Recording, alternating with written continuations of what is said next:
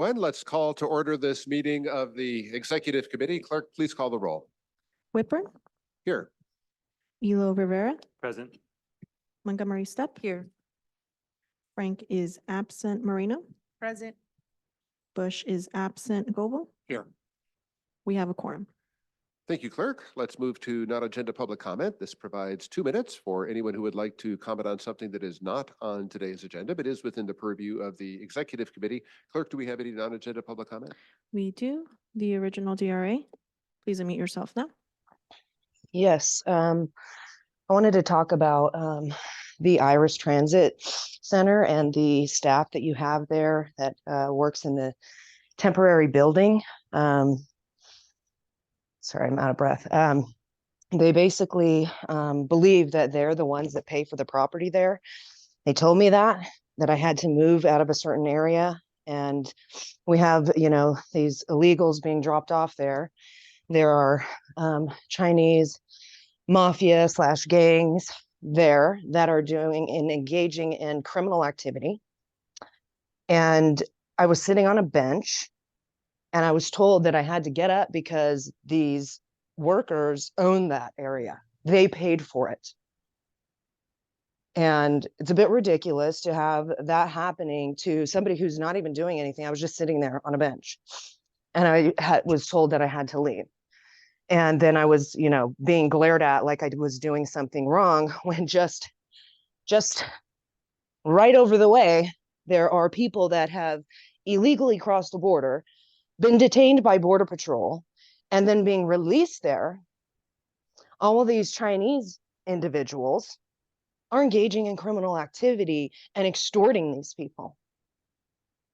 So it's a bit ridiculous to have the people that actually pay for that public property to be told that they'd have to leave because somebody that works there is telling me that he paid for it, that the workers paid for that. So, something needs to change. What's happening is a bit ridiculous and, it's being ignored like no one's business. So it needs to be cured and corrected immediately. Yeah. That concludes public comment, Chair. Thank you, Clerk. We'll move to approval of the Executive Committee meeting minutes for March 7th, 2024. Clerk, do we have any public comment on the minutes? The original DRA. Please unmute yourself now. Yeah, so on the minutes, when I was talking about these illegals riding for free, in the minutes, it's saying that they're riding free public transit. The public transit isn't free. I can't go ride it for free. I can't just get on there and just go wherever I want. So, it needs to be said the way that people say it, because it looks different when people word it different, whoever's, writing down the minutes. But I'm talking about the fact that it shouldn't just be free for them, especially, and I was talking about the children, that it's dangerous for them when you don't even have security. You don't even have any ways to protect them or make them feel safe when there are, military age men that are being dropped off that don't even speak the language, and they come in, like, if they're going to be riding that, because sometimes people, these helpers are taking them to there to show them how to go. It's not smart to be doing this type of stuff when we have already seen across the nation, people have been murdered, raped, pillaged, you name it. And you're being very negligent. Very negligent. And you shouldn't wait until something happens to do something about this. Because Whitburn, I was talking to you about the migrant center and you totally acted like you didn't know what I was talking about. You should have been honest. You should have said, yes, that is what that is. What is wrong with that? But instead, you guys want to hide what is happening. You can't be transparent about it because you know that it's wrong. And children have gone missing.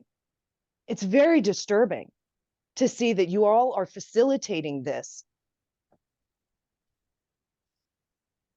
When something happens, it's your fault. That concludes public comment, Chair. Thank you, Clerk. Do we have a motion to approve the minutes? Motion to approve. We have a motion from Vice Chair Goebel, and we have a second from Director Moreno. Any discussion on approval of the minutes? Seeing none, all those in favor of approving the minutes, please signify by saying aye. Aye. All those opposed, please say nay. That motion carries unanimously. All right, let's move on to our discussion and report items. Item 4 reports on the independent salary study results and recommends implementation and of recommended pay grades and ranges. And we will invite Jeff Stumbo to kick off this presentation. Good morning. I am Jeff Stumbo, the Chief Human Resources Officer. And to my right is Brendan Shannon, the Director of Human Resources and the lead project manager on this project. And to his right is T.L. Cox, the Vice President of the Siegel Company. This morning, Mr. Cox is going to present the outcome of an independent salary study regarding MTS's unrepresented workforce, which is comprised of approximately 420 administrative, frontline supervisors, and managers. Before I turn it over to Mr. Cox, I want to briefly describe the history and challenges that led MTS to hire the Siegel Company. MTS's salary grades and ranges have not been independently reviewed since 2012.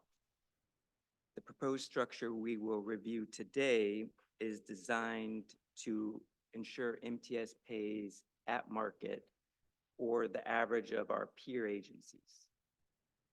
Recent economic challenges have made our efforts to attract and retain qualified employees extremely difficult with our current salary structure. The increase in cost of living and general labor market competition has led to high turnover in many of our frontline worker groups, such as bus operations. And as you know, in response to that, we've increased compensation, improved working conditions, both through negotiations and even outside of negotiations. Those pay increases have created a pay compression between the frontline workers and their immediate supervisors. Additionally, our outdated salary structure has made it more difficult to attract and retain many key employees in many key administrative areas. In 2022 and in 2023, many administrative departments experienced significant turnover. Turnover in some of these departments has exceeded 50% during that period of time, which leads to not only a loss of productivity, a loss of organizational knowledge, but poor morale of the remaining employees who have to pick up that additional workload until their replacements can be obtained. To address these challenges, MTS sought to retain a qualified consultant to review our salary structure. After a competitive procurement, the board authorized MTS to enter into a 5-year agreement with the Siegel Company on June 15th, 2023. Today's presentation is the results of the first 2 salary studies that were commissioned, and then we have a third slated for 2028. And with that, I'll hand it over to TL for the presentation. Good morning, everyone. Little disappointed Sean had to step out. That would have been the most adorable person I've ever presented a salary survey to. I hope he comes back, but thank you for having me here. Really eager to present to you the work that we collaborated with MTS on and to share with you the results of the independent analysis that we conducted. So I wanted to begin briefly by really discussing a bit about Siegel. So we're an independent, privately held firm that provides a variety of consulting services, primarily related to our clients' workforces. So, we do benefits analysis, and we do, work with pension plans. The group that I work with is called our Compensation and Career Strategies practice. We are between 50 and 60 employees.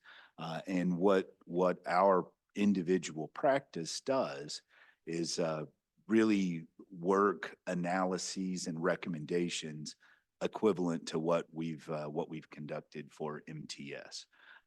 We work across a variety of different verticals. So we do private sector work, higher education, nonprofit, I am one of our public sector practitioners. So in addition to my experience in consulting, I've actually worked in a direct public service capacity as well. And so, we find a lot of value in folks understanding, the operating environments that our clients work in, and being able to take the knowledge we have about those jobs and then to do really accurate, very thorough market comparisons so that we can provide the independent, data-driven rationale and recommendations.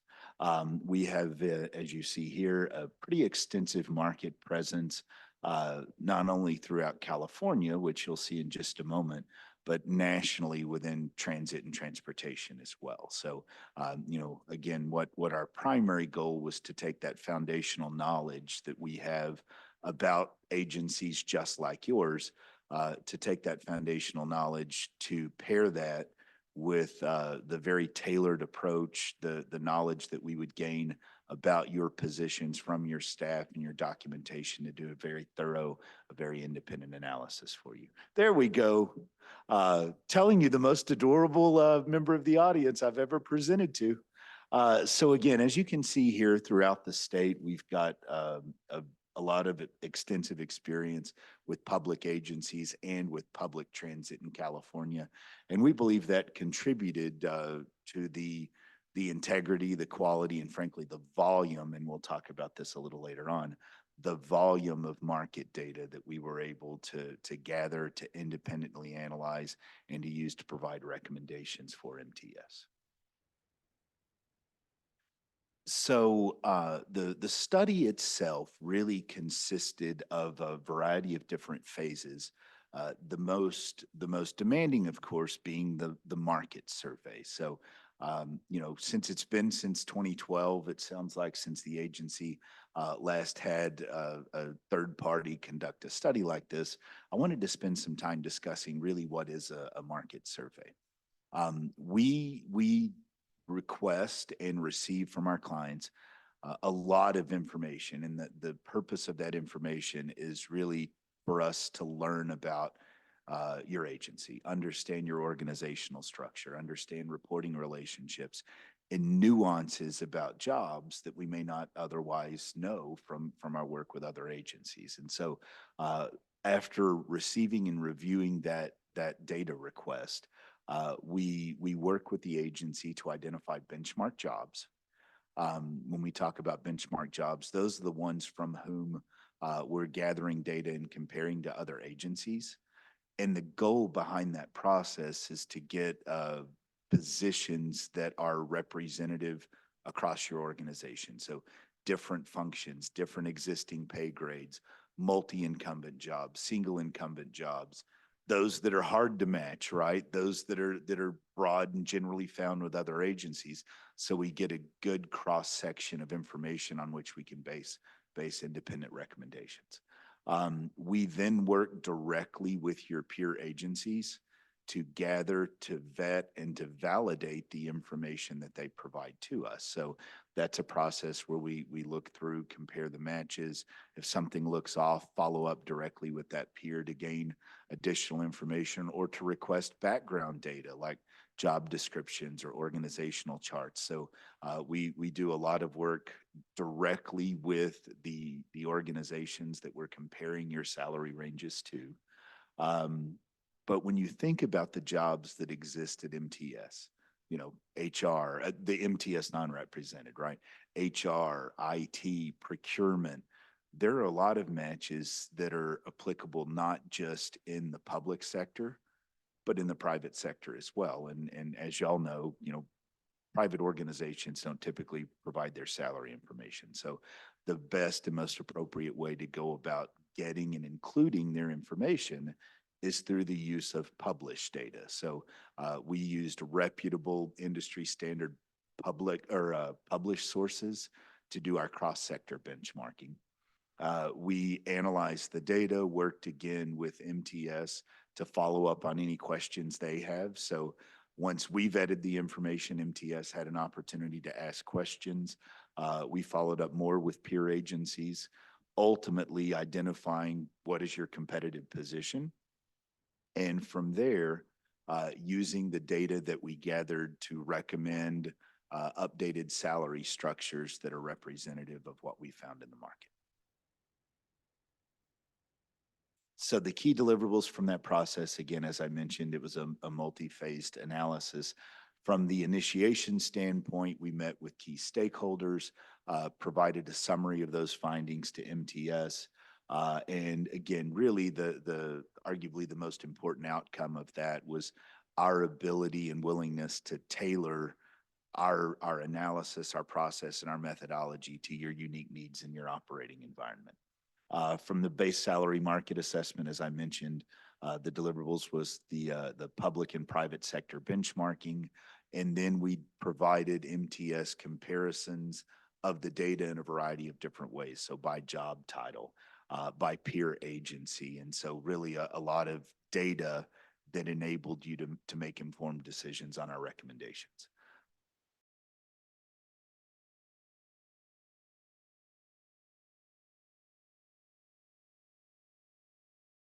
That we'll discuss later this morning as well. Since it's been 12 or so years, we also wanted to speak briefly about how do you define a competitive market, right? Because, you know, ultimately the organizations that you use in comparisons will drive your competitiveness and they will influence the salary structures that you're creating. So just kind of starting at the top, you know, one, you want to look at agencies that have similar services, right? You know, organizations who provide similar services that you do are those that are most likely to have jobs that you can do really strong apples to apples comparisons with. Certainly size and complexity is important. So, you know, organizations that are similar in size, that are similar in complexity and diversity are likely to have broad enough workforces that you can conduct meaningful comparisons. Obviously, proximity is important as well, right? You know, there are some direct competitors in the market, you know, right outside. So you want to make sure that you know, you take that into consideration. Cost of labor, Jeff mentioned this in his opening remarks. We do cost of labor adjustments. You know, the reality is when you look at transit organizations throughout California, they're going to be in municipalities, they're going to be in geographic areas that have very different workforce trends and challenges than what the greater San Diego area does. So we do geographic adjustments to the data. And fundamentally what that does is that enables us to do an apples to apples comparison for the value of $1 in one organization to the value of the dollar in another, okay? And finally, once you've considered kind of all of that stuff, you just want a litmus test is, you know, are these entities reasonable? You know, can I look at the organizations included in comparisons and can I say, okay, I understand and I support why they would be used? And so for this process, we actually sat down, we had a discussion with stakeholders, you know, where have you lost people to? Where have you recruited people from? You know, what organizations do you believe reflect who you are now versus what organizations reflect who you want to be 5 years from now? And so we did a very thoughtful process engaging your internal stakeholders to understand, you know, who do they believe would be credible comparisons, not just internally, but to you here today as well. So those that were ultimately selected are listed here. We had, you know, really good response rate. 11 of the 12 agencies we reached out to either agreed to complete the survey directly or to provide information that enabled us to complete the survey. So we had an excellent survey response rate, as you can see here. You know, public sector organizations close to you, transit agencies throughout the state, and a few national transit agencies and other organizations so that we could do really, you know, really strong, meaningful comparisons. Okay. So we have listed here, as I mentioned, the geographic adjustments. This shows where data was adjusted up versus where data was adjusted down. These geographic differentials come from the Economic Research Institute, or ERI.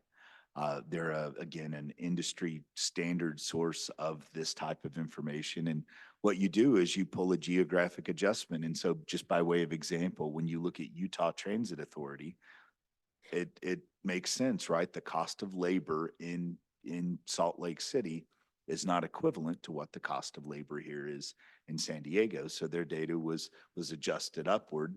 Alternatively, as you can see, Municipal Transit Agency in San Francisco has a higher cost of labor than does San Diego. So their information was adjusted downward. Fundamentally, again, what the goal there is to do a strong apples to apples comparison to make sure that you're valuing jobs the same. And that's why when you see, again, City of San Diego, there wouldn't be an adjustment there, right? Because that's where you're located. Okay. The published survey sources we use for the cross-sector benchmarking are listed here. Again, these are industry standard, they're relevant, they're reputable. Odds are, if you've read any articles about compensation coming out of the pandemic, one of these agencies was cited. They are really user-friendly. They enable us to go in and pull data based on jobs. So we're able to look at the summary of a position to make sure we're doing good, strong comparisons. We can pull based on industry or geographic area. And so really what it again enables us to do is where there's a relevant market comparison to the private sector, these are the sources that enable those benchmarking exercises. Okay. So our findings, I want to walk through kind of at a high level.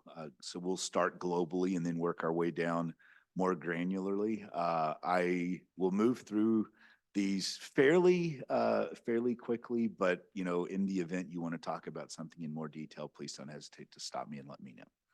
So, again, we identified benchmark jobs strategically by analyzing all of the information we obtained from MTS at the beginning of the study. We did public and private sector benchmarking. And that third bullet point is really critical to understand. Once we included those published comparisons, we worked with MTS to make sure that the public data, again, which included private sector responses, that it didn't disproportionately skew or influence the results. Okay? And so the public sector differential or the impact of the published data was constrained to not skew the analysis we provided by any more than 10% one way or the other. Okay, so we put a constraint on, frankly, how impactful that cross-sector benchmarking would be. That way it didn't move stuff up way too high or bring stuff down way too low. And then we calculated, of course, averages and looked at that in comparison to your current compensation plan. So all really but one of the jobs we surveyed had sufficient market data. When we come before folks like you, we want to make sure that we can quantify, that we can justify our recommendations. And so we like to have a lot of good, robust information. So on the benchmark jobs, all but one actually had sufficient market data. 90% of those benchmark jobs had both published and custom survey results. So again, 90%, we did really, really strong cross-sector benchmarking. And the average number of matches across all jobs was 10. So, put very simply, we had a lot of very good, very statistically valid information that we could not only compare your existing ranges to, but make some recommendations for how you can be more in alignment with market. So just looking by job title, 3 jobs were above market. We consider market competitiveness 95% to 105%. So there's a plus minus of 5. 3 jobs were above market, 49 were below. Again, 1, we had insufficient data, and then there were 27 that fell within that 95% to 105% corridor of competitiveness. Now, your overall competitiveness, you could see range from 64 to 112. And I want to say it's been 12 years since you last did this type of analysis. That broad range of competitiveness is not alarming. It's not concerning. Don't let it worry you. The fact is jobs move differently in the market, right? And so, seeing 64% to 112% to you may seem, okay, what's going on there? I assure you it's nothing to be concerned about. It's perfectly normal. The fact is jobs move differently, and that's why studies like this are important to bring yourself more in alignment with what other agencies are doing. Okay. So your base pay, what each of these rows represent. So the first row is how do you compare against those other organizations that we named. The second row is how do you compare against the published data that we incorporated. And the third row is how do you compare to all of that put together, okay? So you can see in the minimum and midpoint columns, there's an awful lot of red font there, okay? Your minimums and your midpoints were well below market. And we're going to talk about why a little later on. You were more competitive at your range maximums, okay? So at your minimum and at your midpoint, you were below market. At your maximum, you were more competitive. So across all jobs, across all those peer agencies that we looked at, your competitiveness varied, which really is indicative that you needed to make some changes in how your pay structure itself is designed. The reason that your maximums, and I want to make sure that we all are on the same page, the reason that your maximums were more competitive is internally what you've been doing to administer your compensation plan is when you needed to do so, you added room at the top of your structure, but your bottom remained unchanged.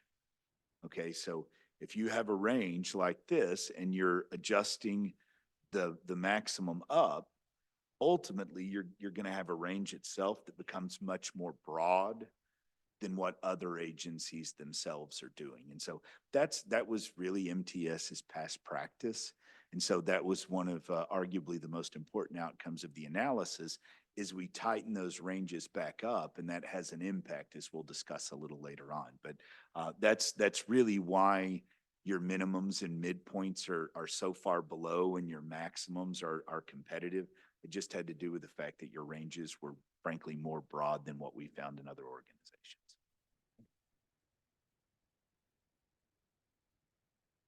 So this slide shows how do you compare by peer agency. You'll see again, minimums, midpoints, generally speaking, below maximums, at or above. That also just has to do with that structural design discussion we just had. Okay. So, when you develop a salary structure, you want it to represent two things. The first of those is internal equity. So as I look at jobs that have similar knowledge, skill, and ability requirements, that have similar organizational impact, that have similar minimum qualifications, you want jobs like that to be grouped together in your compensation plan, right? So that's internal equity. That's the alignment or the relative relationship among jobs.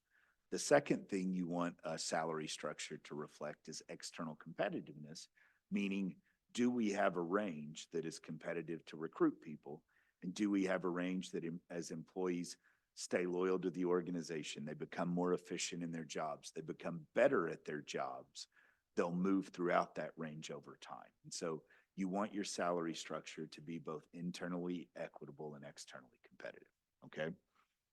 What we do, and I won't get too dorky with you, but we take all of that data that we analyzed and using statistics, we're able to determine what your pay line needs to be. And when I talk about a pay line, what I mean is if you imagine that midpoint of grade 1 and the midpoint of grade 2, what does that differential have to be?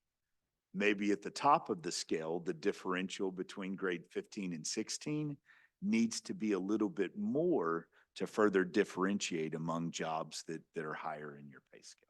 Okay, so The creation of a salary structure is a very technical, very data-driven process.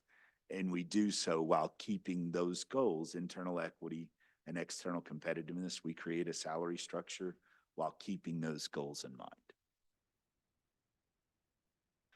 As we've discussed, your range spreads were much broader than what we found in the market because, past practices had been to add room, for lack of a better term, at the top of your range. And so what we did was we looked at the data and we looked at those spreads by different types of jobs. So we looked at exempt, at non-exempt, at executive, at different job families. And the reality is there wasn't a sufficient enough difference in the market to suggest that you needed separate pay plans or anything like that. So your market data was overall pretty uniform in terms of what should the distance from minimum to maximum in your structures be. So we've recommended a single compensation plan for the organization. But remember, because your existing maximums may have been higher than market, the reality is some of your jobs may have a new salary range maximum that is lower than what it used to be, right? Because if you take a range that's like this in the market and you tighten that up, inevitably there may be some decreases in maximums. The reality, however, is that isn't particularly impactful here because you didn't have a lot of people that ever got to the maximum of their pay range. So, that decrease really isn't alarming, and it's consistent and better aligned with what the other agencies themselves are doing. Okay. And then the other thing to be mindful of is because your minimums and your midpoints were so far below market, in many respects, you may not have had competitive salary offers when you bring someone into the organization. Okay. And so, having a 5-year, a 10-year, a 15-year incumbent who's not far enough in their range really suppresses what you can justifiably offer an incumbent coming into the organization. And so it really does have a meaningful impact on your recruitment capabilities. And so what this bottom bullet point says is we've more strategically designed your compensation plan to be more in alignment with market. Because your spreads went from being much more broad to now being market competitive, not only do you need to implement those to be consistent, you also need to give some thought to the individuals who have been here. That way, by rectifying your structural design, you don't create compression within your workforce. And I'm betting that's a word many of you have heard in your own organizations, compression, right?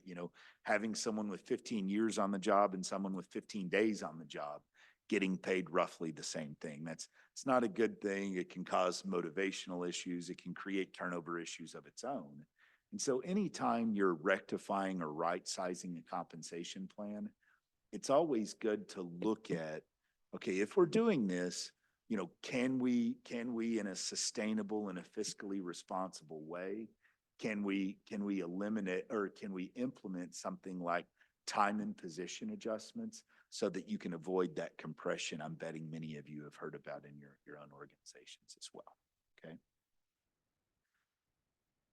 So what we did was we created that salary plan, again, using all of the market data that was collected. We at Siegel initially recommended the alignment of jobs across MTS based on, again, our review of job descriptions, which jobs have similar impact, where are your supervisory jobs, right? So we recommended independently the placement of jobs throughout these compensation plans. MTS then reviewed, provided feedback, identified some areas where the job description itself needed to be updated, so that was a very collaborative process. One thing I always tell my clients is, I wouldn't be here with you today if I didn't support the placement and the recommendations we're making, right? For Siegel, it's very important that we maintain that independent third-party perspective, and in working with MTS, we absolutely can support, we can justify, and the data that we collected and analyzed does support the placement that you see recommended in front of you today. We then spoke, okay, now that we've got agreement on how does the compensation plan align with market? How should it be designed? Where should jobs go? We then started having discussions with MTS about, okay, how do we implement this now, right? It's been 12 years since you did something like this. What's the best way to implement it that will do good for the agency, that will have material impacts on your compensation plan, your recruitment and retention capabilities? And so we worked with them to determine how best, now that we have the ranges, how best to move employees into these ranges. Okay. And so these are terms I want to walk through. So the first one, compounding range penetration. What we're saying here is that over time, each year, you've approved salary increases for employees, right? So what this variable looks at is, for every year someone's been in a role, how far should they have gone into their salary range? So if I started at minimum, theoretically after the first year, I shouldn't be at the range minimum. At another year after that, I should have further penetrated my range. And so that's really what we were looking at there. From kind of a best or prevailing practices standpoint, what we suggest is look at your budget increases over the last 10 years, right? That can inform, from a strategy perspective, how have you wanted employees to move throughout your range? And so that average at MTS over the last 10 years was higher than where your leadership ultimately decided to go. And the goal of that, frankly, was what's reasonable, what's sustainable, what can we really support in terms of, okay, maybe we can't catch up all at once, but we can create some appropriate separation there. So, so your leadership team did ultimately recommend a percentage lower than that overall average, again, just from a fiscal reasonability or sustainability standpoint. Okay. The second box is the maximum range penetration. What that's saying is, what is the furthest we're okay letting someone penetrate this new range? So at what point in this new range do we want to say, okay, you're not going to go any further? And that was decided to be 84%. What that does is that gives employees good future growth within that range as well, and could serve as a retention tool. Okay. And finally, the maximum percentage increase was capped at 25%. And I know that may seem like a big number. I want to walk through what this means, right? Remember, what we're looking at is placing employees throughout these new ranges based not on how long they've been at MTS, but based on how long they've been at MTS in that job classification. And so, anyone receiving a sizable increase like that has been in that position within MTS for quite a while. So again, they've been loyal. They've demonstrated efficiency at their jobs. They're adding a lot of value. And so really increases that large really are reflective of the fact that they've been here a long time, and you want them at an appropriate place in the range so that you can be competitive as other people are coming into the organization as well. Okay. So I can't take credit for this. This was analysis that MTS suggested, but I did want to speak on it. We wanted to walk through, kind of how costs are distributed among different levels and types of employees within the organization. And so as you can see here in the table, it shows your grades.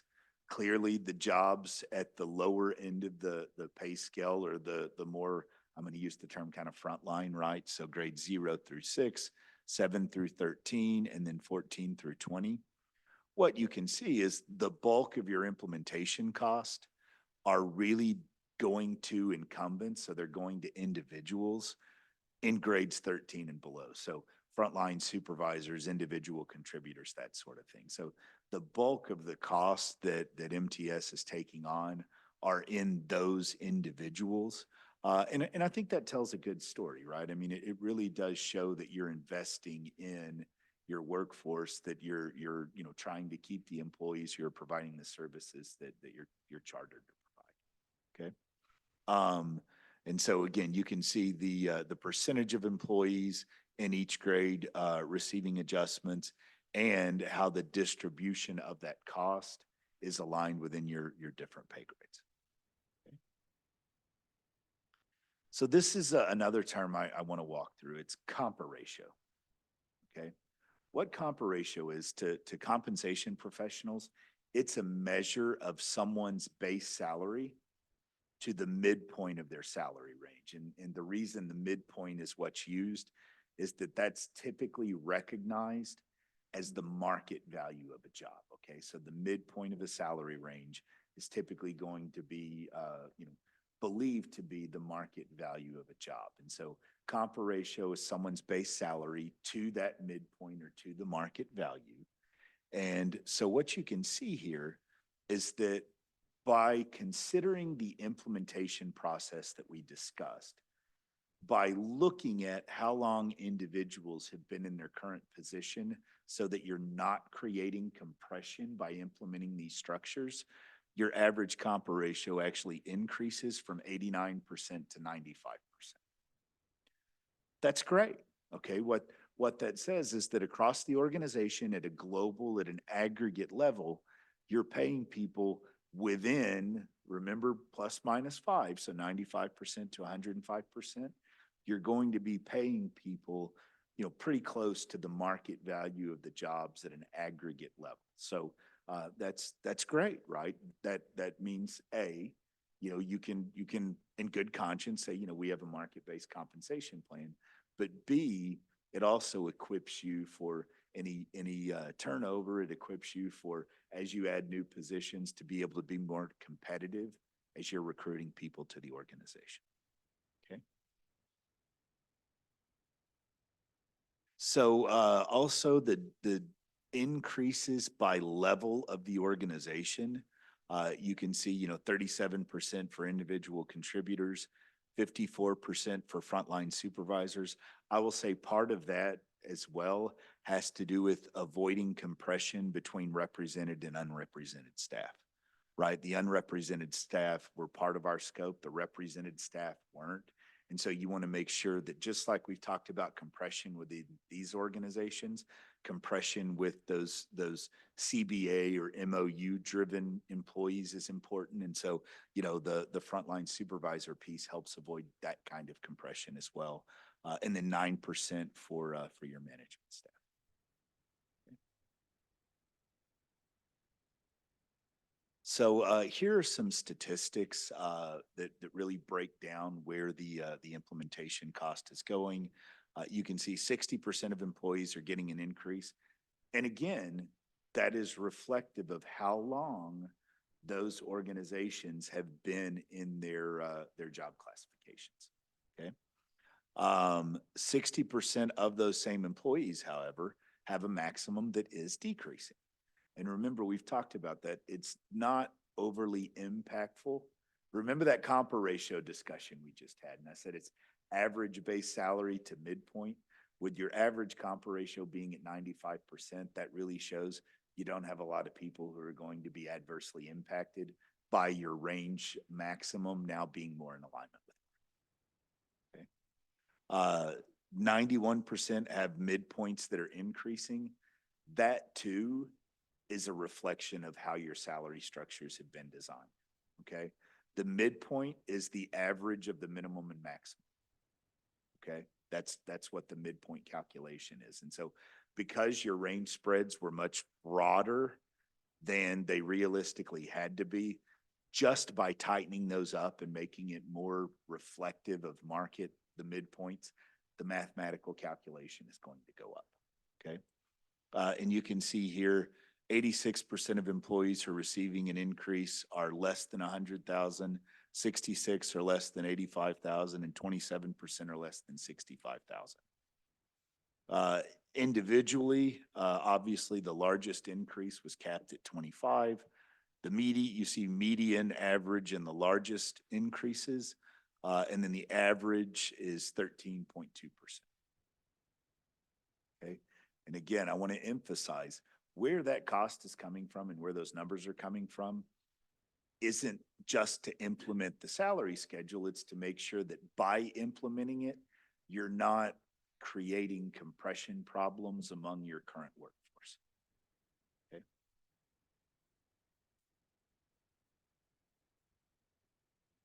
So that's the bulk of the presentation. Let me stop here first. Jeff, Brendan, anything you want to add that I've covered? Thank you, Teal. The only thing that I would add was that I believe we skipped past the slide with the overall cost being approximately 6.25% of payroll or $2.2 million. Sorry, I didn't realize that it skipped to when I was going through it. I will say thank you, Brendan. 6%, again, we do hundreds of these studies. The fact that MTS can not only implement the ranges that we created, but also implement them while at the same time avoiding compression, that's a number that is frankly much lower than what a lot of the clients that we have and do these recommendations for. That's quite a bit lower on a percentage of payroll basis than what a lot of other clients would face, not only in implementing the study, but incorporating compression-based adjustments as well. Thank you. So let me open up any questions y'all have. Thank you very much for the presentation. Let's start by asking if we have any public comment, Clerk. We do not. All right. We will now open committee member discussion on this item, and we'll start with Vice Chair Goebel. Thank you, Chair. Thank you for a great presentation, very comprehensive. Salary is one element in a person's take-home compensation. There's also benefits. Benefits includes health benefits, retirement benefits, things like that. Am I right in thinking we're only addressing the salary portion of compensation at this discussion? That's correct. The scope of our analysis was limited initially just to the base salary review. Okay, sounds good. Thank you. It makes sense to me as I look through your attachment A, how you've grouped, or perhaps MTS has grouped the jobs by pay grades 1 through 10 or 13. I don't know how high they go. There are jobs in there that are specialized jobs, a rail supervisor, track supervisor, things like that, that are unique to MTS and are unique to other transit agencies. So I would think I need to pay that person, I need to compensate that person something so they don't leave for another agency, a peer agency, because that's who they would transfer their skills to. When you look at other jobs within this, such as senior accountant or talent acquisition supervisor or manager of training, did your study look at those jobs in the peer agencies or those jobs in the San Diego market? I'm thinking if I was a senior accountant, would I leave for another position at a peer agency because they pay more, or do I want to stay in San Diego and work as a senior accountant for XYZ company? Excellent question. The answer is both. So when we pulled the data, you can see here there are other public entities within San Diego for accountants and training managers, the very jobs that you mentioned. And the published data that we pulled as well, so Economic Research Institute, Comp Analyst, and Pay Factors, those sources enable you to pull data across all industries for a given area. So it included those, I'm going to use the term industrial, it included those industrial comparisons as well. Okay, so then that's probably something I think really important to let the board know next week, is that the non-transit specific jobs such as accounting, HR, IT, that your study reflects the local market conditions as well, because that's who a person would leave for most of the time. I bet when people do exit interviews here, they're probably leaving for another organization in San Diego. They're not moving out to BART or something like that. Oh, no, we get it all across the board. So, I just recent hire, we lost a GIS specialist to the city of San Diego. We lost a somebody to the convention center, then we lost somebody up to the Seattle area, Idaho. It's all across the board. The cost of housing here is very repressive for our recruiting in certain levels of our organization. And so when people want to make that step to buy a house, they might choose to move to another location. Well, and I do think it's important, to help people, your colleagues on the board kind of wrap their heads around the analysis. I'll definitely make sure in a couple weeks when I'm back to really emphasize that in addition to these other agencies, we did a lot of, local comparisons for those jobs that realistically, they don't have to work in transit, right? They could work in insurance or they could work in banking. And so we'll make sure that that's a point of emphasis in the full board presentation. Okay, thank you. Jeff, one of the things that we may consider, I'm not going to put you on the spot to ask the question now, but historically, public sector jobs were a little bit less pay than market jobs because you got a pension at the end. You didn't have to save anything from your paycheck if you didn't want to, because you knew the organization, the public service organization, was saving for you in the form of a pension. So it was 90% or 80% of market pay. So here, if a senior accountant, we're saying we're getting market pay and they get a pension, but in the private sector, they get market pay but no pension because they have to contribute to a 401k. You don't have to answer this now. This is something perhaps to think about for the board. How do we factor in compensation versus salary? And I'm surprised even when people leave MTS for another organization, if they're going to a private sector job, they know the pension stops and they have to start saving on their own from the salary that they're getting. Well, and Jeff, you asked Jeff this question, but I can answer somewhat. So PEPRA limited what California pensionable pay could be. And so when we recruit, we're required to abide by that. I don't believe the city of San Diego or the county have to abide by that, or, Right. yeah. So we as a special district, we do have to abide by the restrictions. So it's a lot lower. And it also requires the employee to pay their half of the cost of the pension, which currently I believe we're paying 8.5%, or is it 9%? I believe it's a little over 9% for some of these employees. Yeah. And so, yeah, I would piggyback on what Sharon said is pensions a while ago were significantly different than pensions today based on PEPRA. Yeah, and so somebody coming in on a $70,000 a year salary has to look at it and say, can I afford to pay 9% of my salary off the top into a pension fund that, I'm 32 years old and I'm not going to get that for 30 years. So that's a calculation I think people make. We see frequently people who get vested at 5 years and then they leave to go to the private sector. And during some orientations, some employees, when they learn about the pension, because that wasn't the reason they accepted the position, they ask if they can opt out of it because they don't want to make that contribution, and they can't. And so they're a little some are very happy with the pension. Yeah. And so some are disappointed that they didn't realize 9+% is coming right off the top.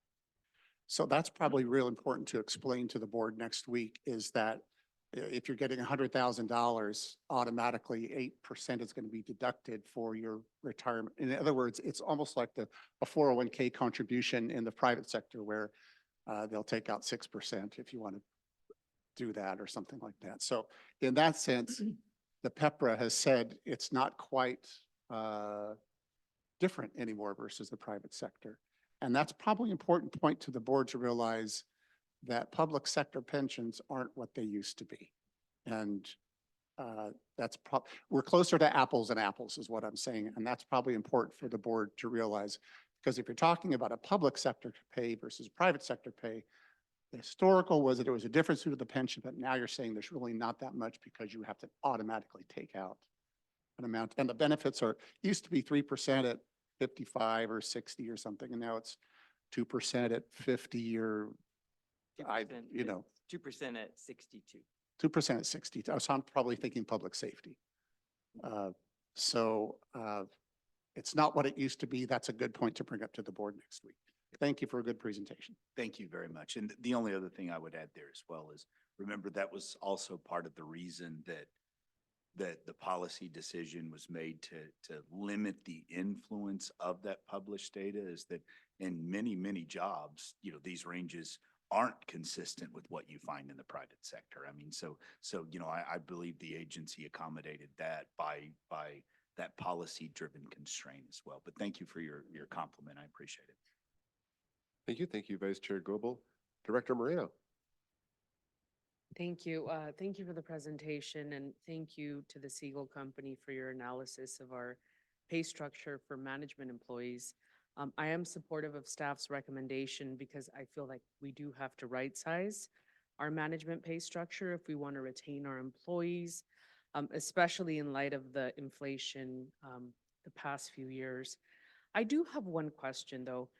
I'm impressed with the rigorous nature of the Siegel report in determining what the best pay ranges were for each position to remain competitive with the peer agency. Has MTS conducted a thorough pay analysis like this for its frontline positions? Many of our frontline compensation decisions, were made quickly to deal with pressing staffing issues. And so I'm wondering if our new compensation of frontline employees places them on par with frontline counterparts in peer agencies, and have we done that analysis yet for represented frontline employees?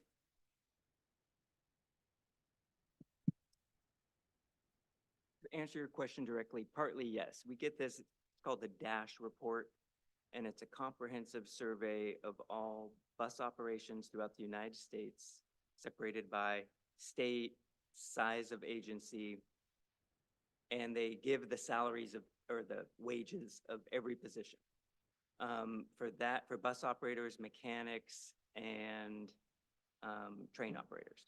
And so we do look at that, and that's part of the reason why last month in closed session, we requested significant authority to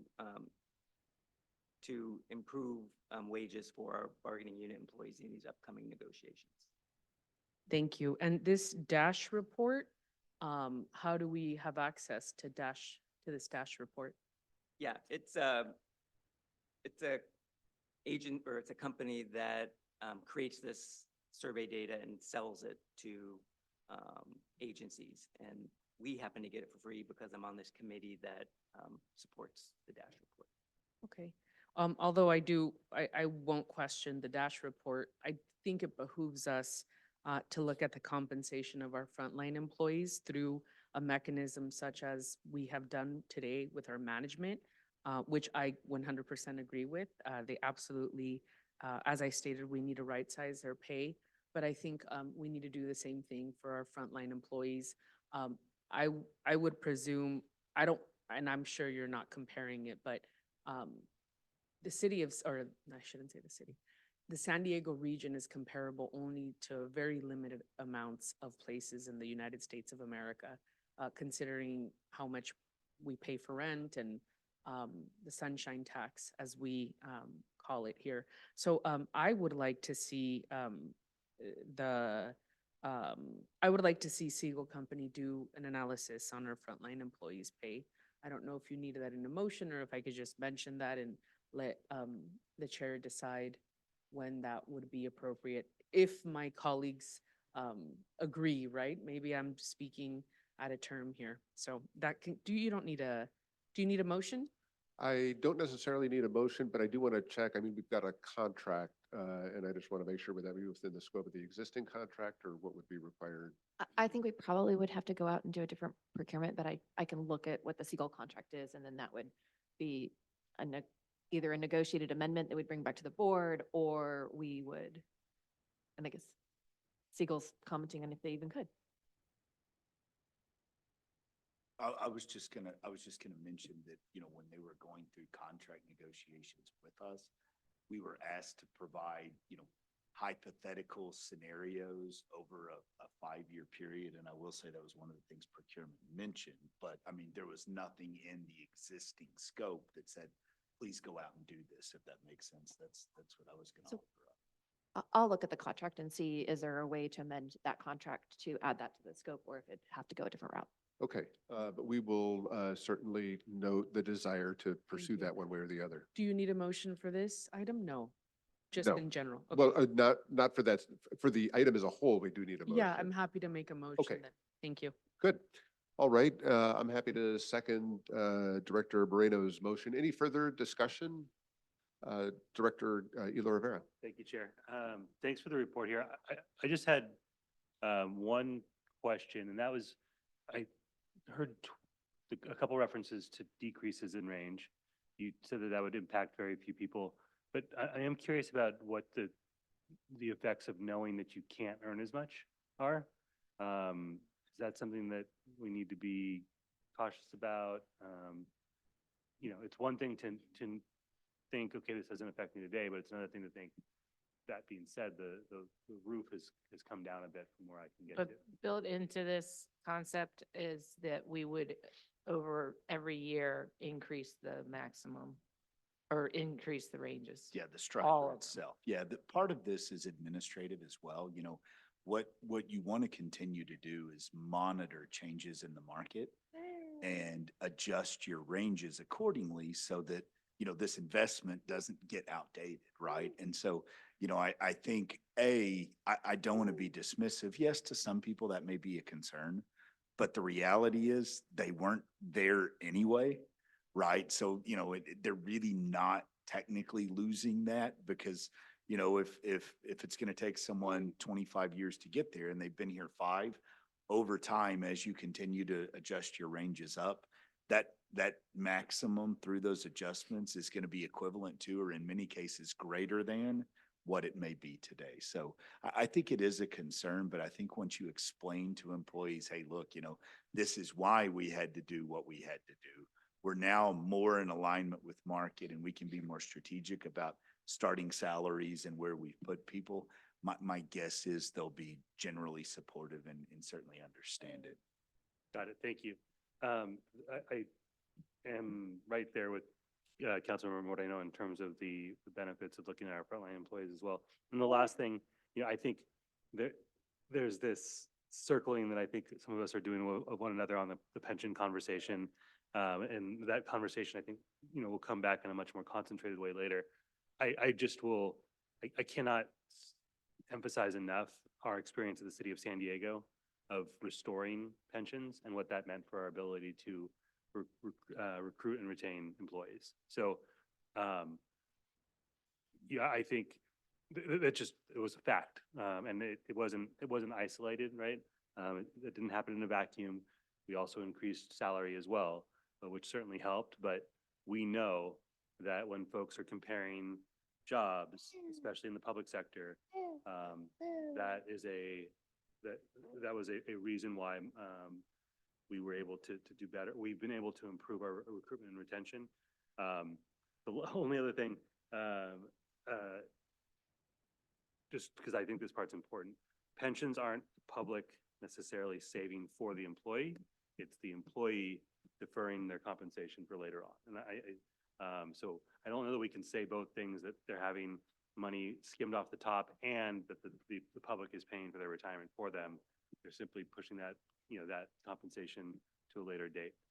Again, I feel like there's some circling of one another on the board in terms of our feelings toward pensions and the pros and cons of them. And I look forward to that more concentrated conversation. But just wanted to add that from someone who's seen some of the benefits of the city of San Diego. Thank you. Thank you, Director Elo Rivera. Seeing no further discussion, we have a motion on the floor from Director Moreno, which I seconded. Clerk, please call the roll. Whipper, Yes. Elo Rivera, Yes. Montgomery Steppe. Yes. Frank is absent. Moreno, Moreno, yes. Bush is absent. Goble. Yes. The motion passes unanimously. Thank you, Clerk. Thank you again for the presentation. We'll move on to item number 5. That is the review of the draft agenda for next week's board meeting. Are there any questions on the draft agenda for next week? don't And s- I would just point out that the meeting is actually 2 weeks from now, unlike our normal schedule. Or 2 weeks from Yep. now. Seeing no questions on that, any staff or committee member communications? Seeing none, the executive committee's next meeting date will be May 9th at 9 o'clock in the morning. And with that, this meeting is adjourned. Thank you.